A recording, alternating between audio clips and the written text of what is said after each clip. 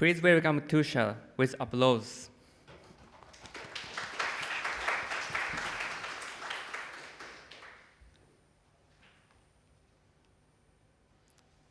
Should I start with the Yes, please start. like with the Okay, you can skip it. okay. Yeah, so my name is Tushar, and the title of this talk is Crimes with the Python Syntax. The subtitle for it is things that are that are possible in Python, but you should never ever do, but you still could. I mean, but yeah, that was going to be the title, but then someone showed me this website called the C++ iceberg, and like what it does is it talks about like the C++ like language features or language bugs, like whatever you prefer to call it, and it starts off simple, like where things like syntax like this is valid, like to access like the 0th element of the array, stuff like that. It starts off simple, and then it starts going deeper and deeper into things that you should maybe not know, and it ends up at the things like, did you know that 6 dots is valid C++ syntax? Stuff like that, and that's kinda the entire point of my talk. So I decided to rename it to the Python iceberg. Yeah, so let's go ahead with this. Okay, so we'll start at level 1, at the surface level. Python features that you never knew existed. Okay, so like let's start with a simple example. Import myfile.json. Well, if this, yeah, there you go. Did you? Yeah, it's having a like a brain freeze. Okay. Importing JSON files. That's like one of the most common things that you do in a Python project, probably. So let's. How does that work exactly? Well, you do something like import JSON to get the JSON module, right? And then you do JSON.load, and then to give it a file object, something like so, some file.json. And now you have some data. Well, how about we do something else? Like, let's run this in interactive mode. There we go. How about we just import the file like so. Some file.json. We still have the same data. And the file is still here. That's the file. Like if you were to rename the file, this would still work. That's not how Python imports work, right? Or do they? Well, let's take a look at 01json.py and see what's happening. So the thing with Python's import system is that it's fully pluggable. You can customize the runtime behavior of Python's import statements by defining these finder classes that then call these loader classes, which figure out how to import your Python code. The reason for this design, I'm not sure, I wasn't there, but it seems to be that like a bunch of Python projects have like very complicated structuring where they have reasons to not define the package structure the way that you'd want to import it. So you build a finder object, and then you can dynamically resolve what import should resolve to what file in your package. But yeah, that means that we can abuse it, and we can do things like simply we import a JSON file, and it just finds the file in the path and does a JSON.load, and now we have the thing as an import. But yeah, let's actually look at something that would be a bit more understandable, maybe something like this. So there's a thing in the sys modules called sys.metapath, which is where Python finds how to find modules. So we are going to create a thing called magic finder, which so for every single import statement, it just creates a module that returns 42. So what that will do is, again with interactive, So whatever we try to import, it will become 42. Import foo bar, and that's 42 as well. Yeah, so that's the import system. That's a feature that you might end up running into, but I would suggest that you don't do this at work or at home. Yeah. The second example of something that's fairly surface level is the fact that that modules are mutable. And yeah, I mean, basically everything in Python is mutable, and so so modules would be mutable as well, right? Something like, if I do, let's say, import JSON, and then JSON has a loads function. If I were to let's say assign it to none, and then I get rid of the JSON module, and then I try to import it again. That function is still not there. So yeah,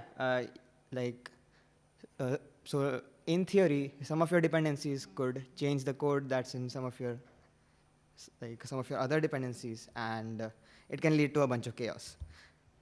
An example of such chaos is print.py, where we are simply replacing the built-in print function to simply print the hello PyCon JP. So no matter what you try to print, it will simply print hello PyCon JP. -i02. There we go. Print hello world. 42. Sure. Yeah. So this is not ideal, but that's what we live with. Level 2, Python features you wish never existed. Well, my favorite example of something at this level would be something like the fact that the render class method of objects is mutable as well.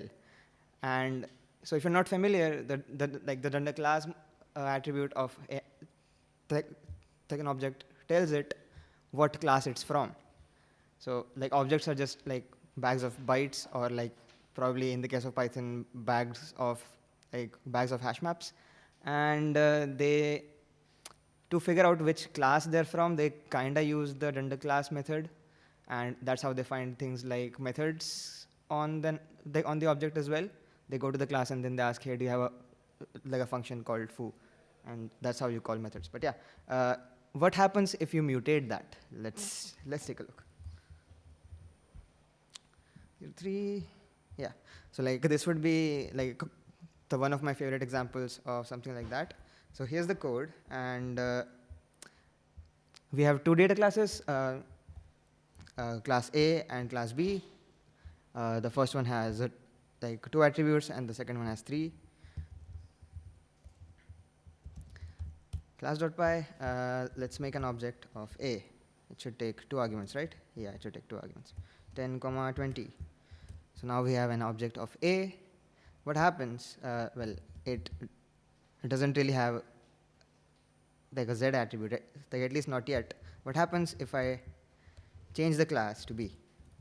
Well, now it's of type B, and it seems to magically have a Z attribute on it, A.Z. Yeah, and it seems to work. Yeah, someone seems to have a question. Yeah, go ahead.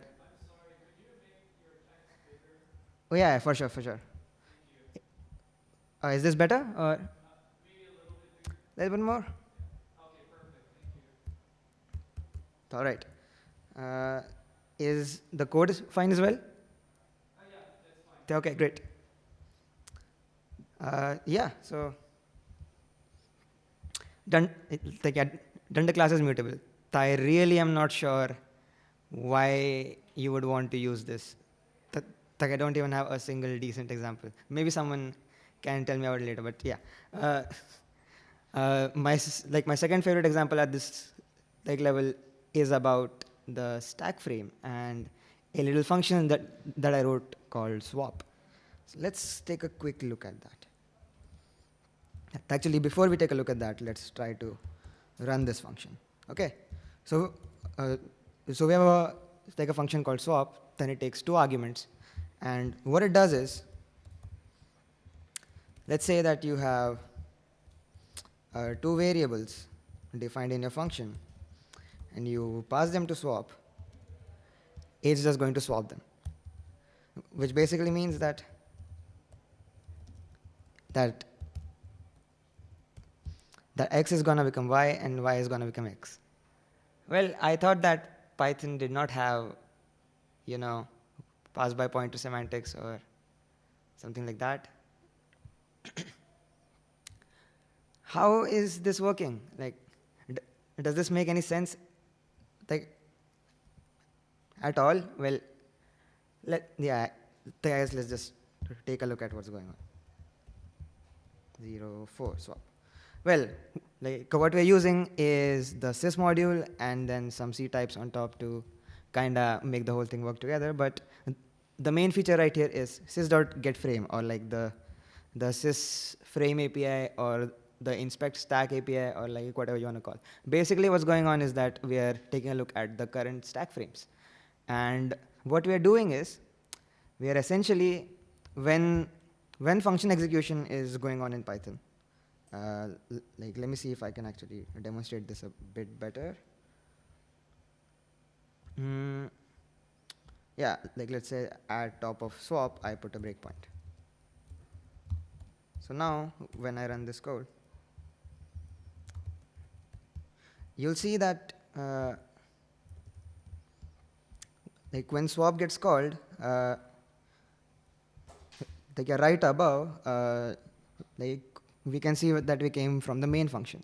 So there's a stack of the functions that were called at runtime, and what Python lets us do is that not only can we look at the stack, like we can actually kind of access the stack, and like once you can access it, you can modify it. That's kind of the whole deal with Python. But yeah, so what we are basically doing is that we are looking at the parent stack frame. We are taking a look at the local variables, and then we are finding which two local variables that we are referring to by, I think for this it would be better if I showed you something like this. So if you take a look at the main function here, it's like doing the same thing. It's calling swap on x and y.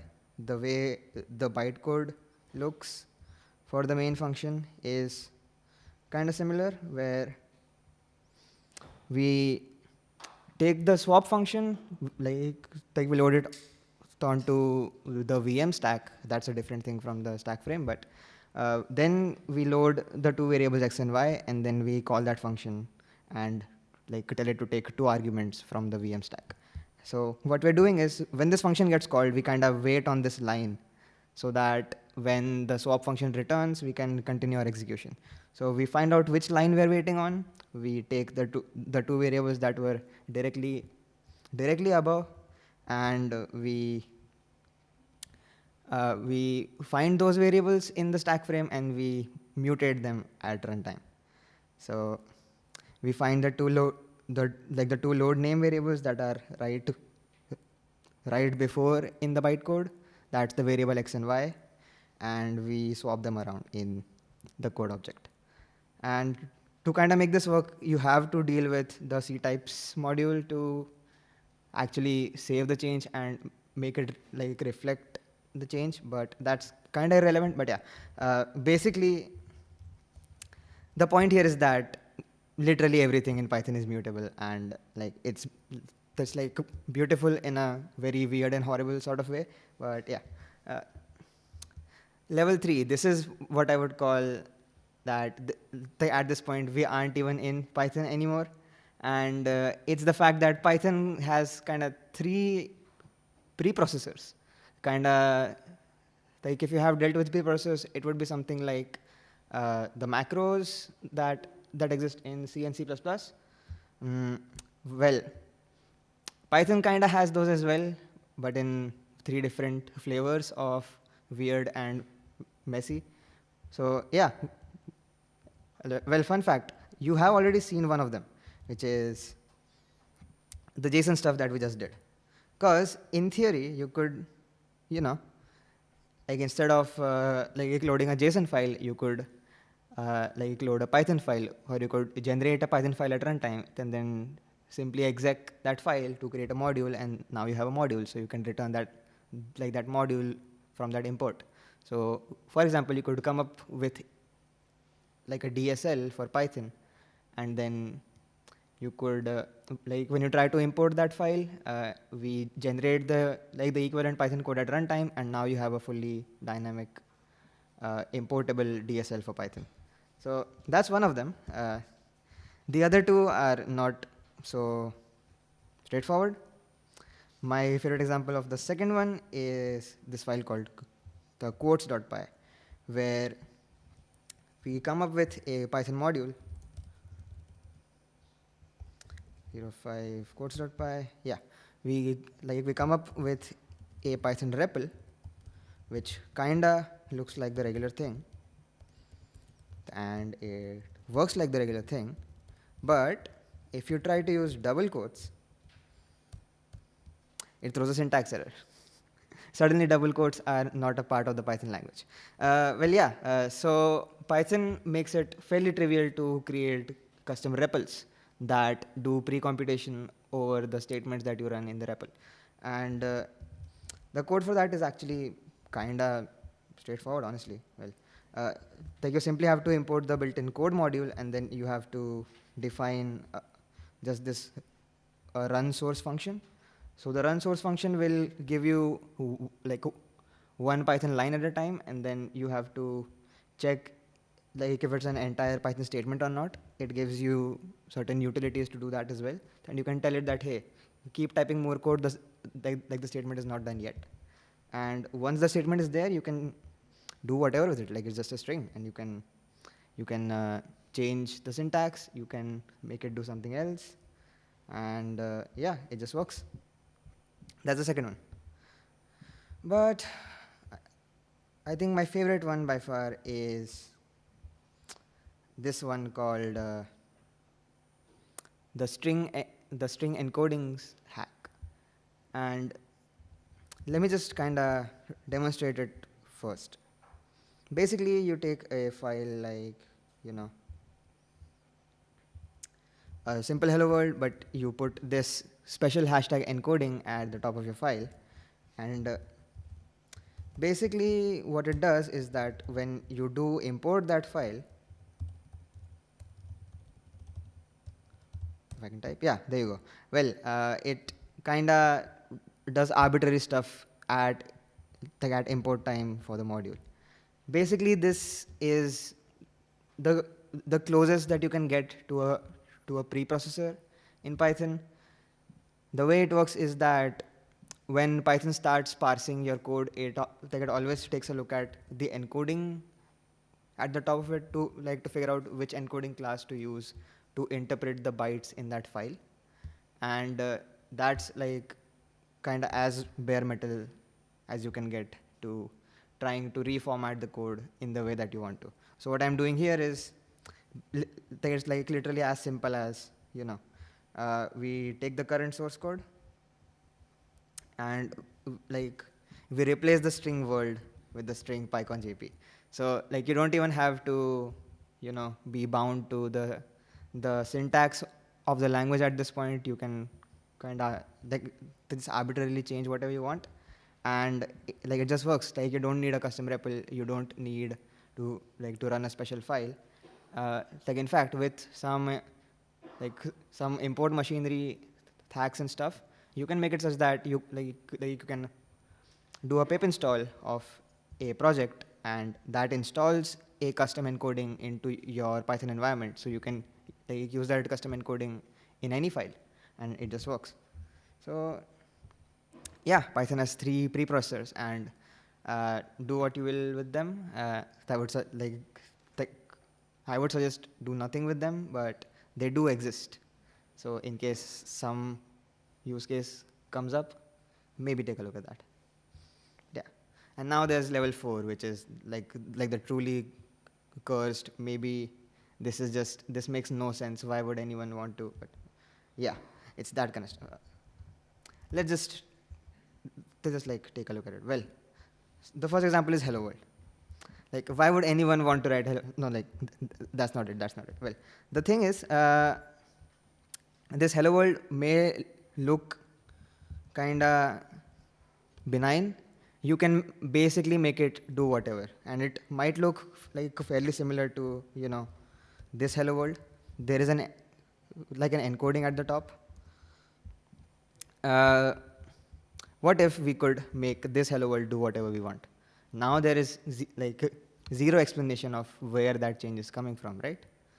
Well, we could kind of do that, but we just we need to do a little. We need to run we kind of need to run one file once before, and then it's gone. It's like out of sight. And now if we try to run, how is that? That's just Python, by the way. Like, it's not some special Python binary. It's the same Python that's in there. It's also, if I do a pip freeze, well, this, we can get rid of this one actually. One sec. Okay. Let's get rid of that. Okay. We do a pip freeze. There are no modules. And we are still somehow not running the code that we're trying to run. What's going on here?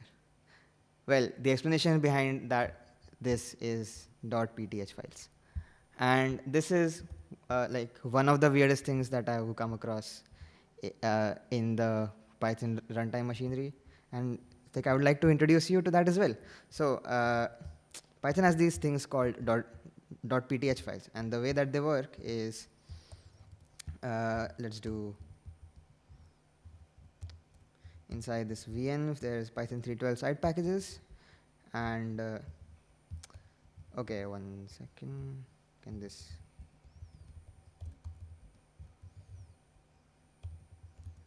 When I run this file, it's going to put a _hack.pth right there. If we try to cat this file, you'll see that it does import sys, and then it does a weird exec here. The reasoning for this is kind of complicated. Well, so PTH files are basically Python files, but they have a few rules, such that every single line should be valid Python code, and there's no scoping, so that you can't access stuff from the outer scope in the inner scope, which is kind of unfortunate, but it's still Python code, and it's way too powerful. So we can do things like exec statements. We can restructure our code, and our file print.py. We can simply stringify this entire file. We throw it in an exec. We're not using any outer scopes in this code, so we can just throw it in. And what it does is, when we start the Python process, that PTH file got run first before your code started running. So since everything is mutable, it can mutate whatever. It can do basically anything in your Python project, and it's kind of not even trackable, honestly. It just ran in the background and it's gone. It's not like some separate process that's running. And so yeah, it just happened, right? And that's not even it. You can even some of the examples that we saw, like the JSON file, we can kind of tweak it up where we move one class definition into another so that we're not using the global scope anymore, stuff like that. But we can still make it work, which means that if I, well, I should also show you the code to convert these files into that. It's just taking the string of that source and creating a file in side packages. It's very straightforward. Yeah, it just throws it into a string, and it makes the file. But yeah, we're going to put this tweaked JSON file into our .pth file right here. And now, once I start Python, suddenly my import statements can just magically handle JSON files now. It just works. And if you try to ask someone what's going on, why are JSON imports working like this? Should it be working like this? And they're going to be so confused. They'll have no idea what's going on. But yeah, you can also, in fact, do the same thing with the, the quotes example, which means that when you start Python, suddenly new Python feature, double quotes are not allowed in the latest version of Python. But yeah, it's like transparently running code in the background that mutates your Python runtime. It's horrible, it's crazy. But yeah, PDS files, super cursed, don't use them, definitely don't use them. One more kind of interesting example is the fact that you can magically make go-to statements work in Python. Now this is like not something that I wrote. It's kind of complicated the way it works. It does bytecode rewriting and stuff like that. Basically what it does is that like you have these labels that like start with a dot. Like so you do like label dot begin, and then like you can do go to a label, and then Python will jump around and the code will just run. And I have a separate venv in here which has the goto statement package installed. You need to import the with goto thingy from the goto statement package, but that just makes this code work. So we have a myRange function which takes a start and a stop, and it kind of behaves like the Python range function, well, the Python 2 range function. But yeah, oh, my bad.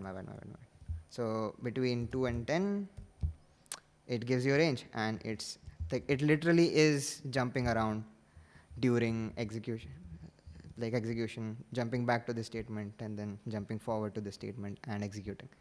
And yeah, it does the same bytecode mutation that we saw with the stack manipulation example, but yeah, that's possible. And we kind of have reached the end of the iceberg here.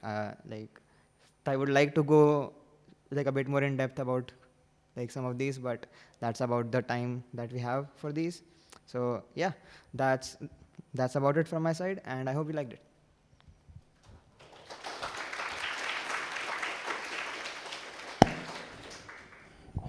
Thank you so much, Tushar, for your presentation. If anybody have any questions, we have a couple of minutes left. Any questions?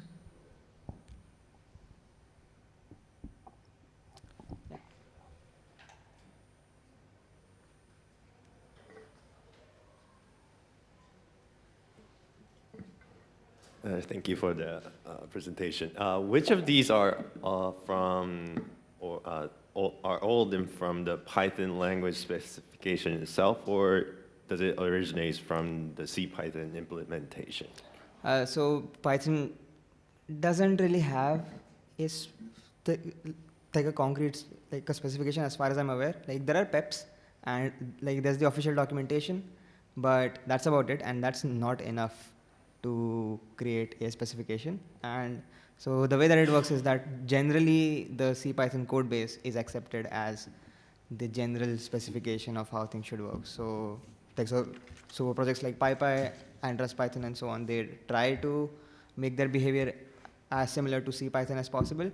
So since it works in C Python, it's just like this is part of the language. Thank you. Any more questions?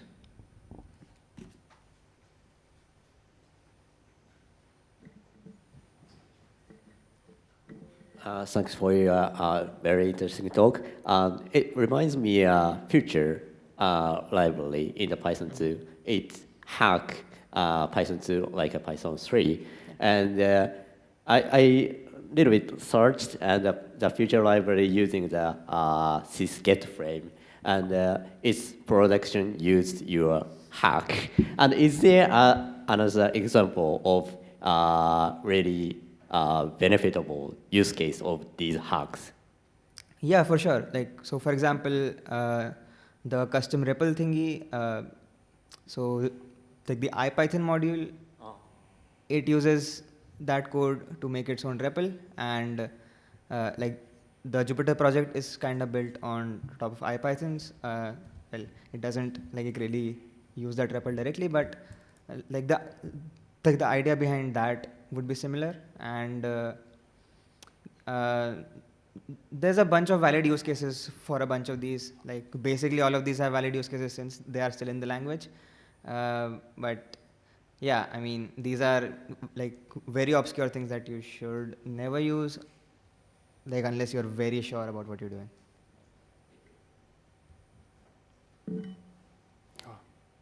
Hello. Okay, thank you for the presentation.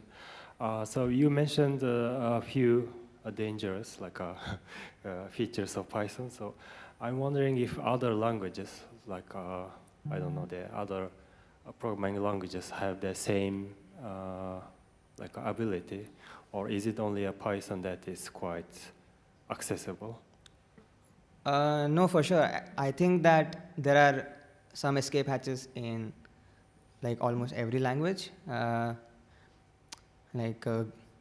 Classically, like there's a 2012 presentation by Gary Bernhardt called What, which is fairly interesting.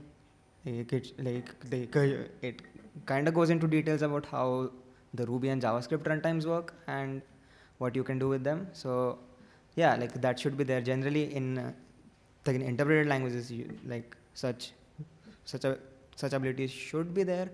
Python in my mind is one of the most accessible in terms of these hacks, but like it should be possible in most interpreted languages. Okay, we are right on time. The time is up. So we'll have to end here. And once again, thank you so much, Tushar, for your wonderful talk. Everybody, please give him a big round of applause.